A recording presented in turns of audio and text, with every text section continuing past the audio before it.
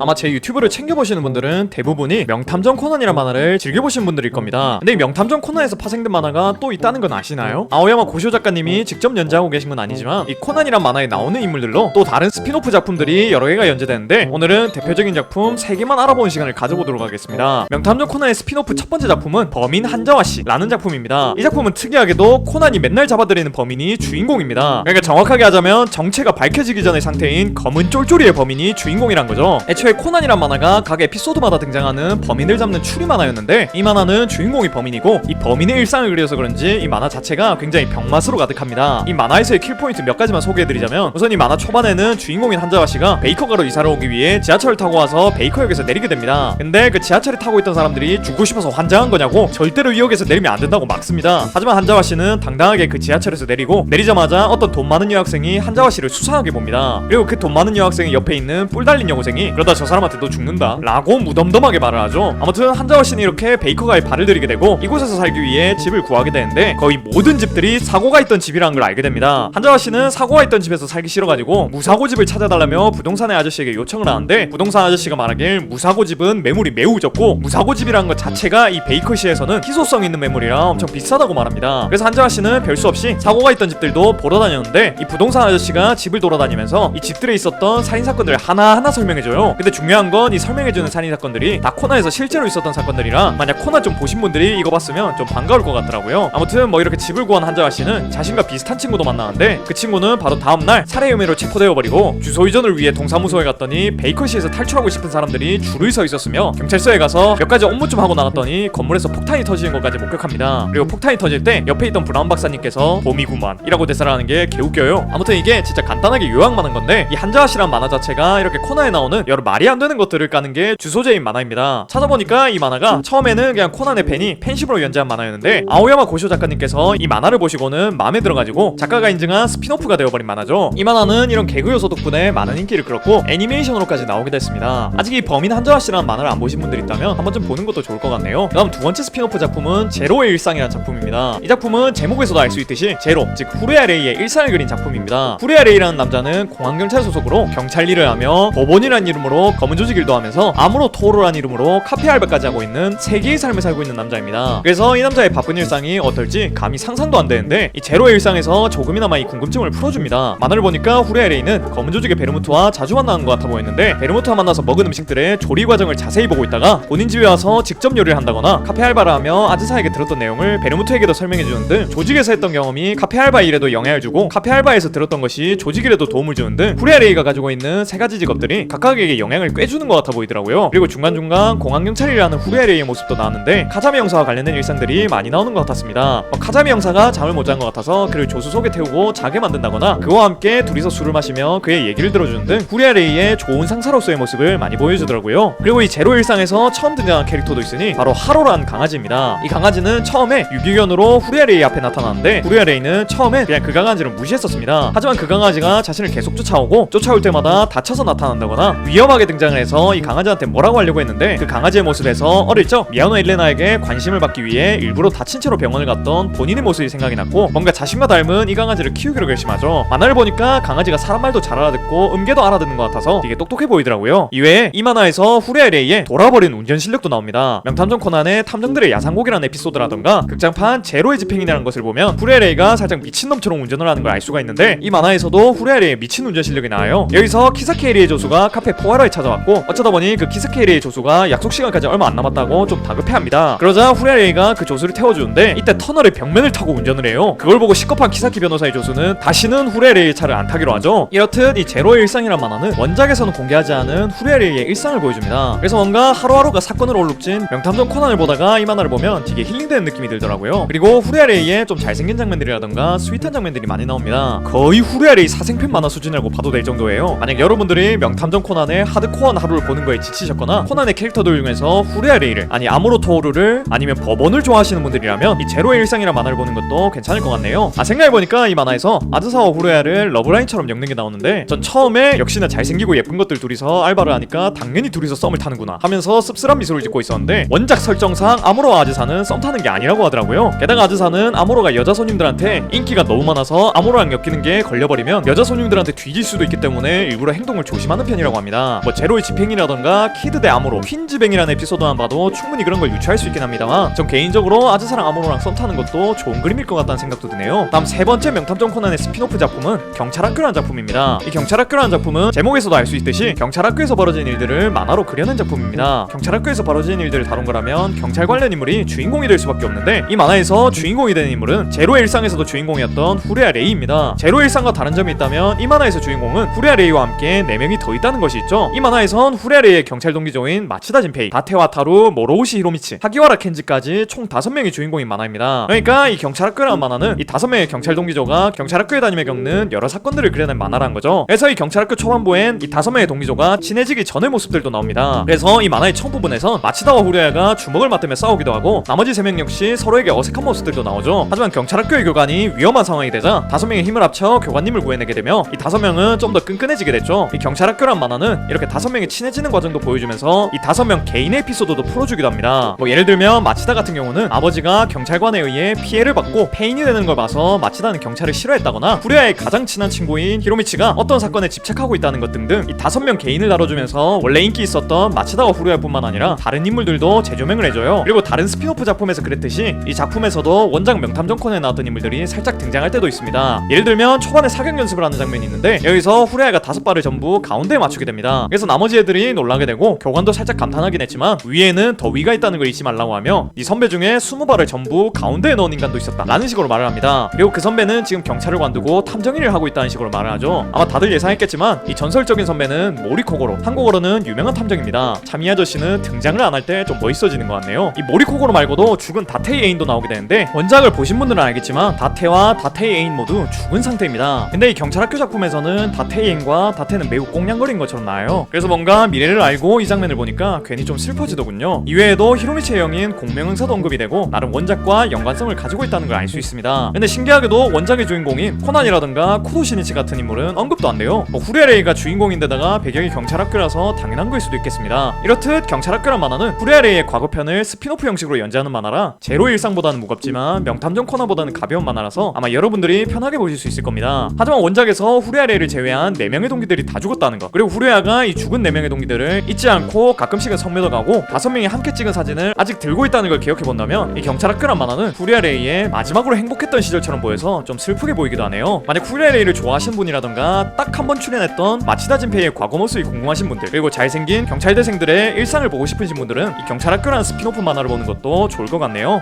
이렇게 오늘은 3가지의 명탐정 코난 스피노프 만화에 대해서 알아봤습니다. 이게 범인 한자와씨를 제외하고 제로의 일상과 경찰학교 모두 후레아레이가 주인공인 만화라 후레아레이의 인기가 주인공 못지않다는 걸 알 수 있었던 것 같네요. 제가 여러 영상을 만들면서 후레아레이는 착한 역이면 안 됐고 검은 조직원 그 자체여야 됐다고 많이 말했는데 후레아레이가 공안경찰 소속의 스파이가 되면서 이렇게 스피노프 만화도 2개나 나오고 캐릭터 인기도 엄청 올라간 걸 보면 저 같은 한낱 유튜버 따위의 생각보다 작가님과 편집부의 판단이 맞는 것 같다는 생각도 드네요. 아무튼 오늘 이렇게 알려드린 스피노프 만화들을 아직 안 보신 분들이 있다면 한 번쯤 보시는 것도 추천드리고 싶네요. 오늘도 이런 영상 봐주셔서 너무 고맙고 전 더 재밌는 영상으로 돌아오겠습니다. 그럼 다음 시간에 만나요.